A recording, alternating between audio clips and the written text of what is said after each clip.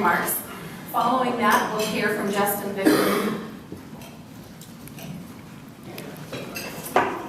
Hello, my name is Terranoba, and I'm running for Arvada City Council District 3. Some of you may already know me. I've lived in Arvada for 45 years.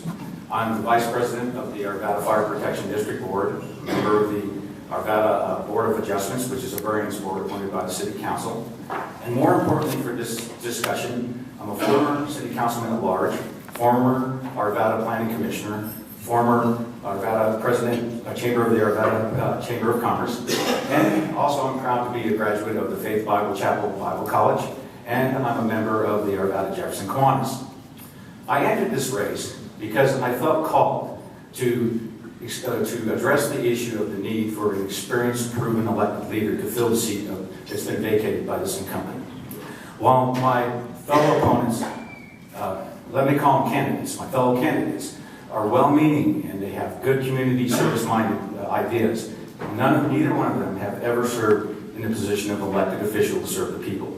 I have, therefore I want to give the people a choice to have at least one person on the ballot that they know has had a chance to do this job and has done it well. While there may be a time to allow a new political newcomer to have a chance to govern, this is not that time.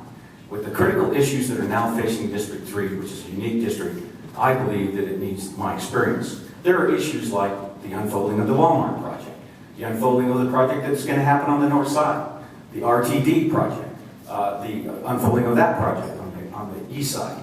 I believe that that's going to need my experience to have a seamless transition. And also, remember, politics is a team sport.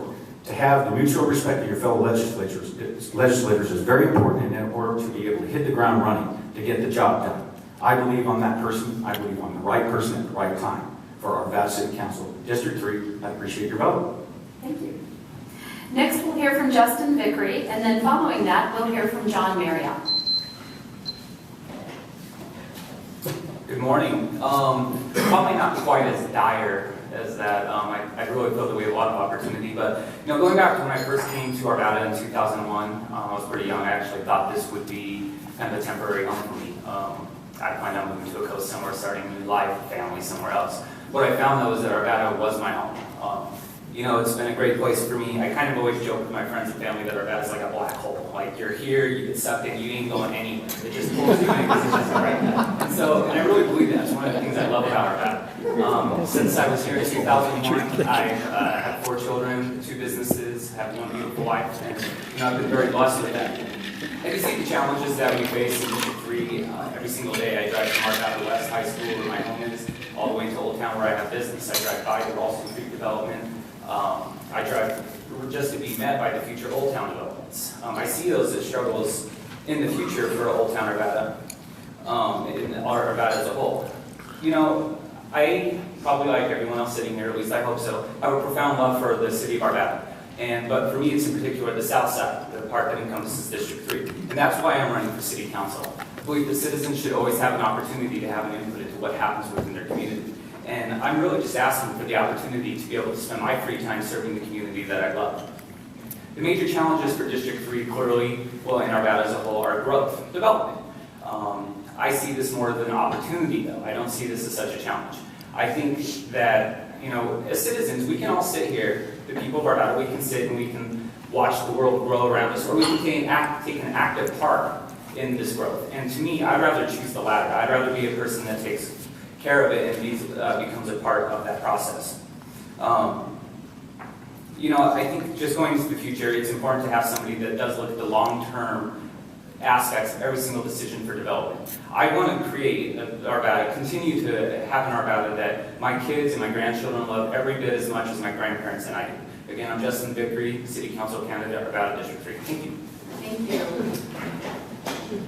And now we'll hear opening remarks from John Marriott. Thank you. My name is John Marriott, and I was not born in Arvada. But I got here as fast as I could. In fact, I came here in 1970 when I was 8. I attended Sierra Elementary School and Oberon Junior High, and graduated from Pomona High School. In summer, I spent my summer playing Little League football in Arvada and swimming at the old Fisher Pool along Ralston Road. In the winter, sisters and I learned to ski in the North Jeffco ski program, again, right down by the Fisher Pool. After high school, when I was in college, my North Jeffco ski skills came in great use when I was able to buy the small ski shop that I worked at. That was 30 years ago, and I have been running my business, Larson Ski and Sport, in our community ever since. I've lived in Old Town for the last 25 years with my beautiful wife, Angie, and our 2 kids, Jack and Sarah Jane. I've been active in our community. I served a term on the Arvada Gold Line Advisory Committee when that was just getting started. I served on a committee that reviewed the International Property Maintenance Code for the City of Arvada. I currently am the chairperson of the Arvada Board of Adjustment. I serve on the Clear Creek Valley Sanitation Board of Directors, and I'm also the Congressional District 7 representative to the Colorado State Trail Committee. My 30 years of running a business in our community have given me an appreciation for how tough it can be to succeed and how important it is that government help create a business climate where success is possible. I'm running for Arvada City Council for District 3, and I'm hoping to bring my 30 years of business and volunteer experience to the Arvada City government. The next 4 years are going to bring great changes and opportunities to our community, and it's more important than ever that we have elected representatives who are active, prepared, and engaged. I'm definitely that person for Arvada. Thank you. Thank you. The order of the candidates for the next question will be Justin Vicory answering first, then John Marriott, and then Ted Terranoba. So, Mr. Vicory, City Council recently approved a public improvement fee for a redevelopment project. What is your stance on the use of incentives to attract business to the city? Obviously, this is a very major issue, opportunity that we always have here in Arvada. I think with any city, as we've heard from the at-large candidates, this is something that we have to do. I'm completely in favor of it. I believe that this is a great opportunity to attract the type of businesses that will help our community grow to what we see it as in the future. If you don't do this, you just kind of let the world happen around you. And I think, again, this is the way that our community can be active in soliciting the type of businesses that we do believe are good for our community. Thank you. Next, John Marriott, same question. City Council recently approved a public improvement fee for a redevelopment project. What is your stance on the use of incentives to attract business to the city? Well, I think in certain cases, incentives are not only necessary, they're actually preferred. I think our Arvada Triangle area is a perfect example of that. It costs far more to redevelop that area than it would to develop fresh ground out on the outskirts of town. But yet, it's critically important that we redevelop the areas in town that have reached the end of their lifespan. I think that's a perfect example for it. And so I think I definitely am in support of a property improvement fee or a public improvement fee for that type of a redevelopment. I'm a little concerned that these type of development incentives have started to become the norm, and that very few, if any, development gets done without them. And I think it's very important that City Council do look at each one very, very carefully and try to make sure that we are really getting good value out of our money, because it is the taxpayers' money. I do prefer property or public improvement fee like this over tax increment financing, which is the other tool that's often used. I think it's much more equitable for us to use this type of a thing. And I think it is important in our redevelopment efforts, and so I do support it. Thank you. Thank you. And then Ted Terranova. Same question for you. City Council recently approved a public improvement fee for a redevelopment project. What is your stance on the use of incentives to attract business to the city? My good friend Fred Holden would tell you that it's against the state constitution and the Constitution of the United States for governments to enter into public-private entities or enterprises. I don't know that that's true, and I can't believe that the brain trust of the city government and the city attorney can't interpret the Constitution properly, and so therefore I would have to go with their interpretation. Since I believe that's true, that we have the ability to do so under the law, we have to. It's just a simple matter of fact. It's the competition of the market. However, there's a bigger and more important point about this. When you're having a big project like the one we just went through, and this question has got to be somewhat linked to that, I think it's more important that we spend the time to get public buy-in long before we move forward with such a major project and spend such a major amount of money on a major incentive. That's a simple thing to do. If we do that, we might not have run into the problems that we ran into just recently. I would just hope that, and I know that many times these projects are small projects that probably will get no attention from the public and wonderful for the leaders. They don't have to deal with the problems. But you have to be sensitive when you're getting a large project like the one we just went through, and you're going to offer that kind of incentive, that you really, really, really have to get the citizens to buy into that. That's the only point of that I would say in regards to that. But in general terms, yes, it's just business. You have to compete. You have to do what's necessary to generate the economic development, to provide the tax base for goods and services. It's a simple thing. Thank you. Thank you. All right, and the order for the next question will be John Marriott, and then Ted Terranova, and then Justin Vicory. Mr. Marriott, what is your stance on transferring operational control of the Arvada Center to a nonprofit foundation? Well, I think it's an interesting idea. I have seen the presentation on it that was made by city staff and the idea, and I think it has some merits. I think it needs some further study, possibly. I think I would be in favor of it, but only if the city retains some control. I think turning over something such as this place that we've invested so much money and so much time and so much of our community's interest in, willy-nilly is absolutely not the right thing to do.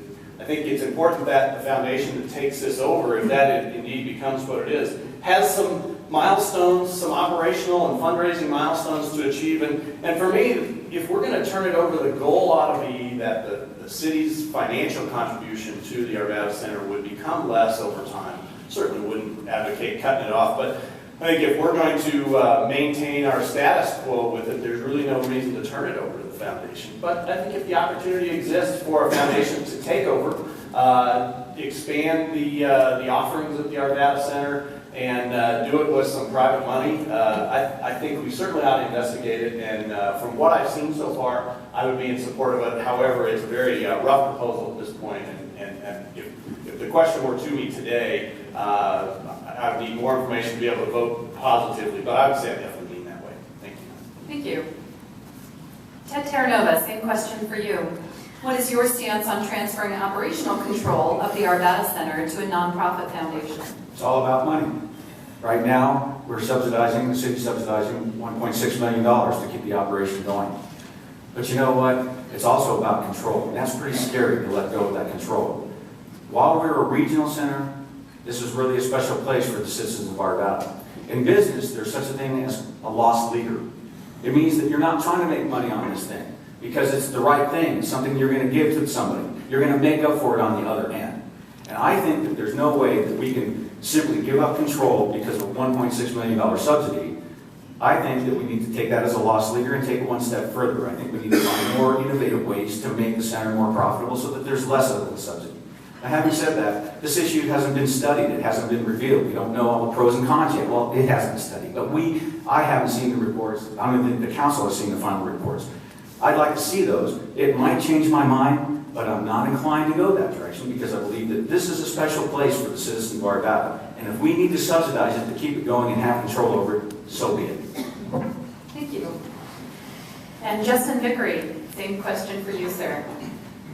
What is your stance on transferring operational control of the Arvada Center to a nonprofit foundation?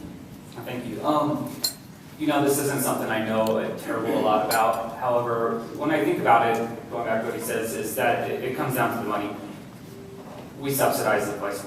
I get that. And it comes down to, do we want to continue doing that? However, furthermore than just control, I look at the Arvada Center as kind of a cultural center for Arvada.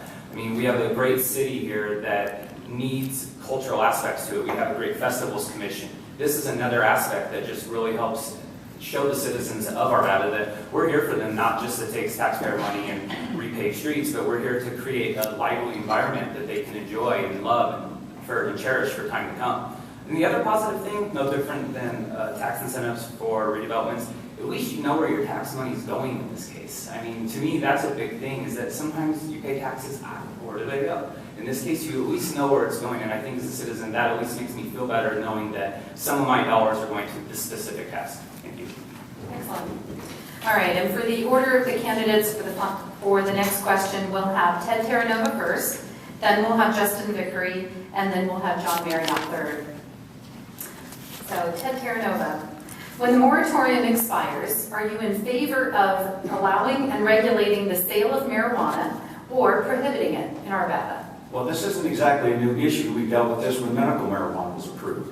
And I think that the policy at that time should be the policy that it is today.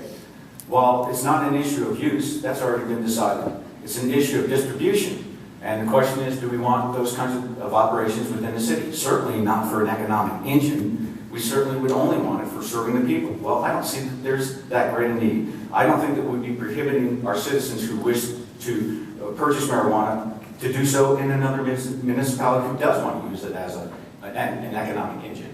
But for here, for the people in this city, I think that probably the conservative approach would be to say, no, it should not be allowed. Thank you. Justin Vicory, same question for you, sir. When the moratorium expires, are you in favor of allowing and regulating the sale of marijuana or prohibiting it in Arvada? No. My initial thing would be if we could continue the moratorium for a number of years. The simple fact to me is that this is an infant industry. We don't really know how well it's going to be regulated. The businesses liquor stores have been around for a long time. We understand that concept and how it's going to work. I don't really feel comfortable having the sale of marijuana dispensaries in the city of Arvada at that same type of level or any kind of level without knowing what that industry in the long term is going to look like. Then, of course, you add the federal regulations against marijuana to that, and I just think it would not make very good sense to do so. So my answer is no. Thank you. Thank you. And then John Marriott will ask the same question of you, sir. When the moratorium expires, are you in favor of allowing and regulating the sale of marijuana or prohibiting it in Arvada? Well, so the temporary moratorium that Arvada has in place expires March of 2014. And certainly in that short time window between now and then, I'm in favor of continuing that temporary moratorium. However, I think it is important to note the will of the people with the vote on Amendment 64 was absolutely clear. It was not ambiguous at all. And I think in the future, Arvada needs to look at some form of being able to allow these types of businesses. Just like in the 1920s and 1930s, where liquor distribution was thought to be a horrible and horrific thing, and 80 years has proved that not be the case. I think the same can happen for this, but I don't think now is the time. So I would be in favor of another temporary moratorium. I certainly would not be in favor of a permanent moratorium. I think at some point in the future, and I don't even know when that would be, but sometime in the relatively near future, within the next 10 years, I think it probably is a valid form of business and a thing that we can regulate. The city has within its power, through its zoning powers, the ability to regulate things like that. And I think it would be the city's job to do that, do a careful job, make sure it does not affect our citizens. But I think to just say I would be in favor of a permanent moratorium is probably not wise moving forward. Thank you. All right, and then the order of candidates for the next question will be Justin Vicory, then John Marriott, then Ted Terranoba. Justin Vicory, the city has undertaken a revision of its comprehensive plan. What is your vision for the city of Arvada? So only 2 minutes for an entire vision. That's what we're looking at. I'll try to keep it 30 seconds. No, I think that in the future, we need to look at really injecting youth into our community. We look at a lot of these newer development projects, the micro apartments at the TOD, some of the proposed high density at the Boston Creek development. And some of these are some of the lower priced affordable housing that some of the youthful generation can afford. We need to have youth in the community, but in addition to that, we need to create industry that gives places for people to work. The average commute is 26 miles for an Arvada citizen. It's a long ways to drive. I'd like to see that come down in the future so that we have a place for people to live and work, not just be a bedroom community. Thank you. Thank you. And then John Marriott, same question for you. The city has undertaken a revision of its comprehensive plan. What is your vision for the city of Arvada? Well, I think my vision for the city of Arvada is more of the same. I love this place. I think this place is doing terrific. I believe all of us together have made this a fantastic community, and I wouldn't want to be anywhere else. I do see a few things, however, I think we should really endeavor to do within our next comprehensive plan time frame. And those things would be some protection for our existing neighborhoods. I think as redevelopment begins to occur, traffic issues and neighborhood protection issues are vitally important. And I think we ought to be incorporating those into our comprehensive plan. And my vision would be neighborhoods that are protected while our commercial spaces are expanded. I also think that we really need to endeavor in Arvada, and not necessarily with our comprehensive plan, but certainly within the next time frame, to further and more fully engage our citizens. I think we have an opportunity now to engage them. I fully support the city's efforts to involve 50% of the city within neighborhood groups in the next decade, and I think that's vitally important too, and I think that's part of my vision for the city going forward as well. Thank you. Excellent, thank you. All right, and for the final question, remember, we're changing format just a little bit, gentlemen. We'll pass. Mr. Chair, I didn't get the Oh, goodness, really? I should have opted for that second cup of coffee this morning, you know that? Ted Terranoba, please. I know, that was decaf. Who did that back then? What's the question? I forgot.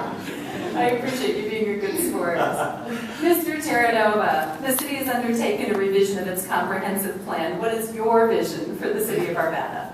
The comprehensive plan is a living document. And it's a document that needs to be adjusted as the community grows. Now, the thing that drives me crazy is I remember, and by the way, if I recall, unless I'm mistaken, the comprehensive plan is done by a committee and approved by the Planning Commission. It's really the Planning Commission that's really putting the rubber stamp on it, and it's the council who's ratifying it. So the council members don't really have a lot of input into that except for the final ratification. However, having said that, I still have opinions. And my opinion is that as that process goes, it always has to take into consideration what the community groups are feeling about how we're placing their neighborhoods with other types of developments, just as Mr. Marriott mentioned. I think it's important that we involve the citizens again in the process so that when we come with a new revised version of the comprehensive plan, it's one that we can really follow, because the big problem with the comprehensive plan is it isn't anything more than a guideline. It's not the Bible. It's not the Word of God. It's a guideline, which means it can be easily overturned by the Planning Commission and the Council on a base-by-base cases, which probably is the way it should work. So many times I've heard people say, well, if you don't like what's happening here, you should have checked the comprehensive plan before you moved in. Well, I had a case where I moved into a property. Comprehensive plan said the street that was adjacent to me was not going to go through. Well, what happens? All of a sudden, the street wants to go through, and there's an effort to make it go through. I went before the Planning Commission and the Council. I said, what happened to, you should check the comprehensive plan. I did. It didn't work. So we need to make sure that if we're going to have a comprehensive plan, that it's really, really indicative of what the community wants, so that we don't have those miscues when those separate issues come along. Thank you. Excellent, thank you. All right, and now for the final question. The order will be John Marriott, then Ted Terranoba, and then John Vicory. And again, remember, we're stepping aside from our regular format. Single word answer, gentlemen. Yes, twice. Do you support completion of the Beltway? Absolutely. Thank you. Ted Terranoba. Do you support completion of the Beltway? Yes, hell yes. What did you say? And Justin Vicory, same question for you. Do you support completion of the Beltway? Much enthusiasm, but yes. Thank you. All right, and then for closing remarks, we'll go in the following order. 1 minute closing remarks, first from Ted Terranoba, then Justin Vicory, then John Marriott. Feel like a jack in the box. Don't start the time yet. Hey, listen, before I start, I would like the people who are listening at home to get a pencil and paper out, because I'm going to give you some information you might want to write down at the end of this. Look, I may have talked about experience and how important it is, and it is. But if you think that I don't have fresh ideas just because I'm an old codger and been involved in city politics or been in politics for a while, you're crazy. I don't think outside the box. I live outside the box when it comes to creative problem solving and innovative solutions. If you don't believe me, just check with the chief back there and the fellow board members. I think that they will tell you that my service on that board has helped this fire department move forward to serve our citizens in a way that would never have happened had I not been there. I can do the same thing here as a city council member. I hope to do that. I hope for your vote. I ask for your vote. And if you want to know more about me, you can go to my website, www.letterranova.net, or call me, 303-877-1630. Thanks. Thank you. Next, Justin Vicory. 1 minute for closing remarks, please. Thank you. You know, I spent the better part of the past 5 years serving my immediate community in Old Town Arvada. I've been on the board of directors, twice the vice president of that board. And so I've shown that I really do care about the community that surrounds me. And I realize that my community is further than just Old Town. As much as I love Old Town and the gem as it is, Arvada is a very large city in the size of square miles. And there's a lot to be obtained there. I also do believe in relationships with other cities, and I think that's an important part that, you know, sometimes people can miss. I am the president of a board for original shopping districts where we represent not only Old Town Arvada, but the downtown Littleton and downtown Golden. Having these kinds of relationships help me understand not only where our city is going, but how we fit into the whole metropolitan area. We're not just a secluded bubble. We are part of an inclusive environment that is Metro Denver, and I believe that's an important part to take forward. So, you know, I'm looking for an opportunity to serve the community I love, and again, I'm Justin Vicory, City Council candidate for Arvada District 3. Thank you. Stop, please. Thank you.